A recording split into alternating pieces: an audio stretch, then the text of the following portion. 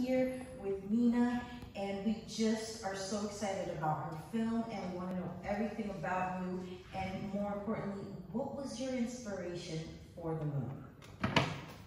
Well, a while ago I started learning about the fast fashion industry and kind of all the terrible things that go on behind the scenes that we don't really talk about. So initially my idea was to make a series of short films about different aspects of the fast fashion industry. So I wanted to start talking about the amount of advertising and the kind of consumerist perspective of it. And then I had the idea to talk about water in specific. I'm not exactly sure where the idea came from, but I like experimental stuff. I like to use a lot of colors. And so I kind of thought about, dyeing of clothing. And that made me think about, the toxic water. So I decided to get a few bath bombs and kind of play around with the color of the water. And I also tried to incorporate the numbers to make them physically there. So I drew a number on the t-shirt that I was wearing. So I didn't really have a plan to begin with. I just kind of played around with the visuals, and I wrote the script to enhance it's more the other way around. I had the script with all the information, and then I wanted the visuals to keep the audience interested in what I was saying. Okay, so your creative process was pretty much writing first and then incorporating the vision. Yeah.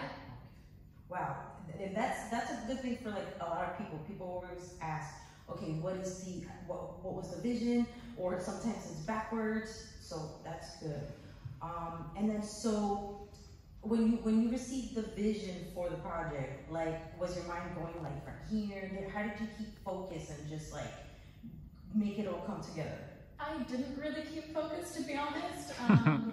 I knew what I wanted to say. I kind of kept that in mind, and I think especially in the editing process, I really had to, remember okay, I don't need everything. I can take things out even if I really like the shot. If it's not, helping me tell my story, I don't need it, which is a bit difficult to do sometimes, but I think that's kind of something that I kept in mind a lot. Okay, so pretty much don't be afraid. You can always edit. That would be the best advice. I like that. Because sometimes people just stay stuck.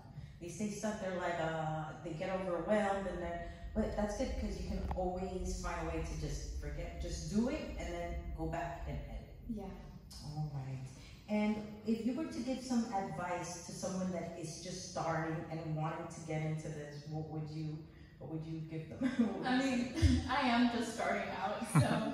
No, I know, but there's many people like you too, that they're just stuck. They're like, oh my God, I have this idea, but they won't, would you say that just to be determined and just what would you say? I think just remember your own voice, remember what you want to say, and say it in the best way that you can. I think that's the advice I would give. Excellent. Okay, and let's see, what did you learn from the whole process? I learned I learned a lot of things about myself, just the way that I work. I'm quite a messy person, and I realized that, going into it, while I had an idea, I had a vision, I had something to say, I didn't really have a plan. So I actually ended up, while editing, realizing that I don't have enough footage and I'm having to go back and film more. So I think that's just something personal for me that I need to learn how to organize myself a little bit more. Because, I have the energy, I have the idea, but I think I need more structure.